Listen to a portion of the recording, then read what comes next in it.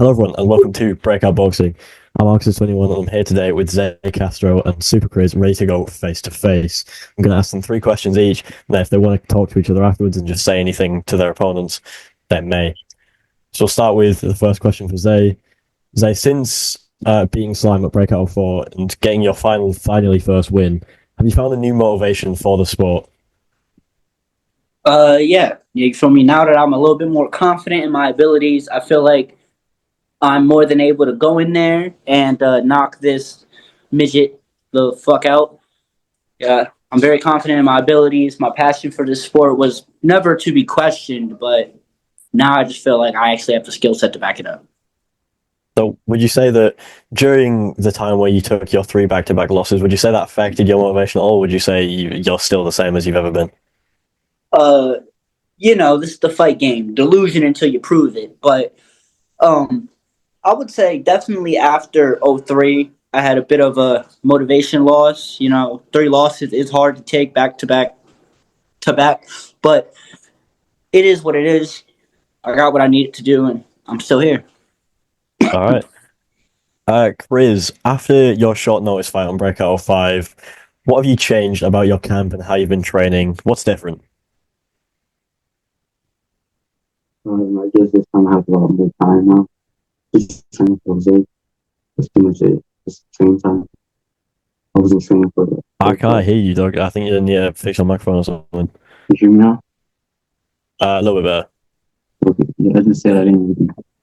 I just started training now. That's it. Okay. I ain't hear a damn thing that nigga just said. Not one. So, Can you hear say, me now? yeah, it's a little bit better now. Okay, yeah. Can you just repeat your answer to the question? Sorry. No, I just said that for this fight I started training. I wasn't training for the short notice one against every guy. Okay. Zay, win or lose after Supercriz, who's next? Ignore the baby. But I don't consider the idea of losing because I've seen how this man looks in the ring. So after this, I've said it before, I'll say it again. I'm looking at a featherweight title. I will push this until they give me what I want. And is there any? Do you have a dream opponent for that, or just a dream opponent? Maybe outside of Breakout. Once you achieve everything you want in Breakout.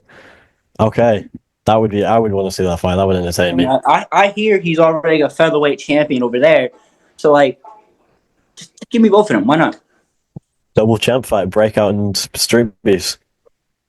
See, business decisions can be made, but I've got to knock this guy out first. Okay. Chris, what do you personally think about Zay and his previous fights? I'm assuming you'll have watched them. What can you take away from them that's going to help you in this camp and in this fight? I don't really have nothing to say. I just gotta say he's a better than like it. And I have to destroy him. That's my task for this fight. Okay. Zay, there's also been talks of a rematch with Slime. Obviously, I don't want to take the spotlight away from Chris, but just quickly, would you like to speak on that? You are muted, by the way. Zay, you're muted. My fault. Oh, good. When Joseph Zavala decides he wants to do something that makes him worth my time again, then maybe we'll cross that road when it's there. But right now, he's still being delusional, thinking that he can come in from 119 and what did he say last time? 140. It's maybe, I don't know. He's a delusional, dumbass kid. When he actually grows a set and decides he wants to step back in there on the rules that I set up because I'm A-side, we'll make it happen. Okay. With that, I heard rumors of it being on CQIF3. Is that any possibility in MMA? I can't confirm nor deny, but conversations have been had. Okay. Chris, what about you? After Zay, no matter the result, who do you want next? Who's your ideal hit list? I don't really have any names now, but I do want to fight on the next event. And probably Slime, It's a good opponent. Breakout of 6 for you? Yeah, me versus Slime, biggest fight of the country. Yeah. Okay, I'd like to see that fight. To be fair, Chris, again, after this fight on Sword 7, what can we expect from Supercriz, content wise, fight wise, anything? What can we expect content wise from you? Like I've said, by the end of the year, I'm going to be a famous YouTuber. That's going to be a goal. Boxing wise, I just want to fight on all breakout events. That's just it. Yeah. Okay. Zay, have you had any takeaways from watching Chris's fight with Colin? I've replayed those 9 seconds in my head multiple times. I've studied everything he done from, the way he went from center of the ring to the left-hand corner in approximately 2 steps to the way he somehow managed to have the ref believe he was not cut from that off one punch. I've seen a lot of people get stopped in nasty ways, you feel me? Intrepid got done in 40 seconds while DDK was dancing.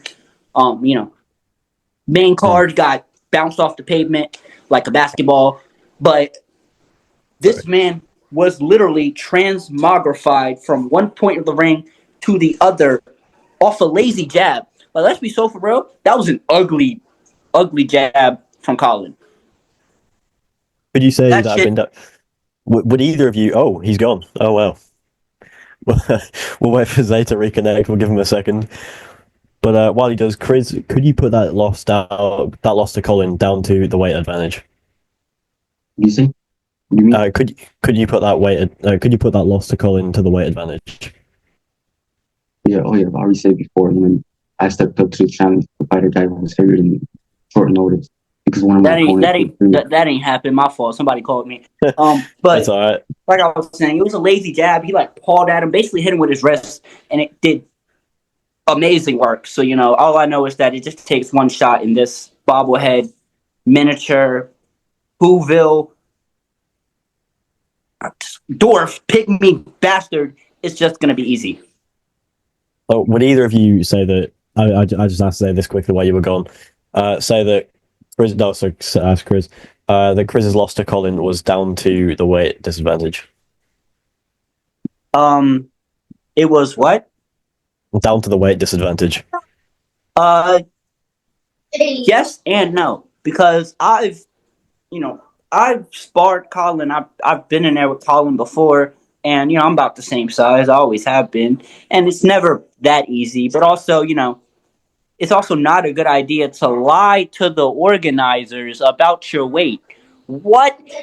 I'm sorry, Ark. So let me talk to this kid. What the hell made you think it was a great idea to tell Breakout, "Oh yeah, I'm 145," knowing damn well you a $115 soaking wet? Terrible work, terrible ideas. You feel me?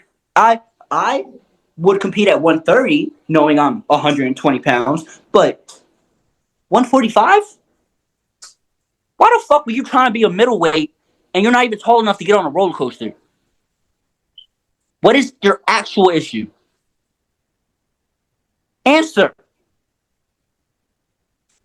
No response from Chris. All right. Well, just before we end, final question here. Do either of you, what's your expected result? This question's for either of you. What is your expected result come March 22nd? I'll let you go first. I just think it's gonna be a decision. That's it. Okay, decision from Chris. Zay? First round stoppage. Second round, if I'm feeling a little lucky. I'm finna watch this man bounce off the pavement and then hit that Daniel Garcia type shit. All right. Well, this has been the Breakout Boxing face-to-face between Chris and Zay. Thank you for watching, and we'll see you in the next one.